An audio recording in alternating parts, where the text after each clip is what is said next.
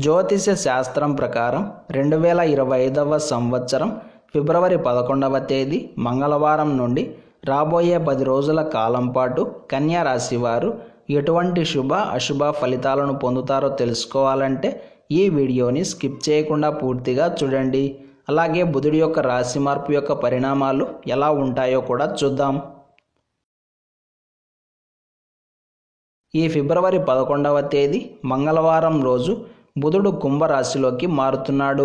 ఈ బుధగ్రహ రాశి మార్పు కన్యా రాశి వారికి 6వ స్థానంలో జరుగుతోంది.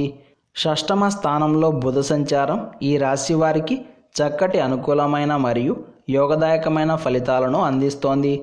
అందుకే ఇక్కడ మీకు పట్టిందల్లా బంగారమేనా అన్న విధంగా ఉండబోతోంది. మీరు కోరుకున్న పనులు వేగంగా పూర్తయ్యే అవకాశం ఉంటుంది. ఉద్యోగంలో ఉన్నతిని సాధించడానికి, బెటర్ జాబ్ కోసం ట్రై చేయడానికి, చర్చలు జరపడానికి, మీటింగ్స్కి అటెండ్ కావడానికి, మీకున్న ఇబ్బందుల గురించి పై అధికారులతో చర్చించడానికి, ఇలా అన్నింటికీ కాలం అనుకూలంగా ఉంది. కొంతమందికి అయితే ఉద్యోగం పోతుందేమో అన్న భయం కూడా కలగవచ్చు. బెంచ్ మీదకు వెళ్ళే అవకాశాలు కూడా ఉన్నాయి. అందుకే జాగ్రత్తలు పాటించుకోవడం అనేది తప్పనిసరి అవుతుంది. చక్కటి ధైర్య సాహసాలను కలిగి ఉంటారు. పేరు ప్రఖ్యాతలు, గౌరవ మర్యాదలు కూడా పెరిగే అవకాశం ఉంది. ఆర్థిక స్థితిగతులను మెరుగుపరుచుకోవడానికి చేసే ప్రయత్నాలు చక్కగా కలిసి వస్తాయి. అప్పులను తీరుస్తారు, తాకట్టులను విడిపిస్తారు. ఆర్థికపరమైన ఒత్తిళ్ల నుండి బయటపడడానికి చేసే ప్రయత్నాలు కూడా కలిసి వస్తాయి. శుభకార్యాలన్నీ జయప్రదంగా సాగుతాయి. వివాహాది శుభకార్యాల్లో పాలు పంచుకుంటారు. మానసిక ప్రశాంతత చేకూరుతుంది. ప్రేమలు కూడా ఫలించడానికి అవకాశాలు ఎక్కువగా ఉన్నాయి.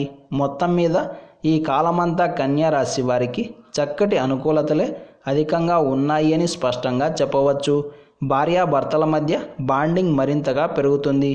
ఒకరిని ఒకరు అర్థం చేసుకోవడానికి, చక్కగా కూర్చొని మాట్లాడుకోవడానికి, ఒప్పందాలు చేసుకోవడానికి ఇది అనుకూలమైన కాలం అవుతుంది. రిజిస్ట్రేషన్లు మరియు అగ్రిమెంట్లు అన్నీ కూడా సానుకూలంగా సాగుతున్నాయి. కాబట్టి ఈ టైంని చక్కగా ఉపయోగించుకోండి, సద్వినియోగం చేసుకోండి. ఈ 10 రోజుల కాలం పాటు కన్యా రాశి వారు ప్రతిరోజు తప్పకుండా హనుమాన్ చాలీసాను పారాయణం చేయండి. ఈ రోజున ఉన్నటువంటి దివ్యమైన తేదీ చతుర్దశి. నక్షత్రం పుష్యమి నక్షత్రం. రాహుకాలం మధ్యాహ్నం 3 గంటల నుండి 4 గంటల 30 నిమిషాల వరకు. యమగండం ఉదయం 9 గంటల నుండి 10 గంటల 30 నిమిషాల వరకు. దుర్ముహూర్తం ఉదయం 9 గంటల 5 నిమిషాల నుండి 9 గంటల 50 నిమిషాల వరకు. తిరిగి రాత్రి 11 గంటల 14 నిమిషాల నుండి 12 గంటల 5 నిమిషాల వరకు. శుభ సమయాలు మధ్యాహ్నం 1 గంట 5 నిమిషాల నుండి 4 గంటల 35 నిమిషాల వరకు. ఈ రోజు యొక్క పంచాంగం ప్రకారం ఫిర్యాదులకు, వివాదాస్పదమైన అంశాల మీద దృష్టిని సారించడానికి, ఆపరేషన్లకు కాలం అనుకూలంగా ఉంది. ఈ రోజంతా శుభప్రదంగా సాగడానికి శ్రీ శివాయ నమః అనే నామాన్ని యథాశక్తిగా జపించాలి. ఈరోజు మంగళవారం మరియు చతుర్దశి రెండూ కలిసి వచ్చాయి కాబట్టి దీనిని భౌమ చతుర్దశి అంటారు.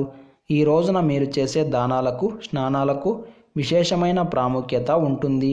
అక్షయమైన పుణ్యం కూడా కలుగుతుంది.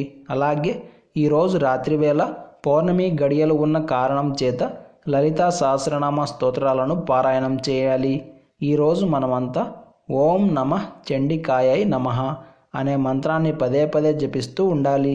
ఈరోజు సాయంత్రం కాలభైరవాష్టకం 8 సార్లు పారాయణం చేస్తే శత్రుబాధలు తొలగి ప్రశాంతత ప్రాప్తిస్తుంది.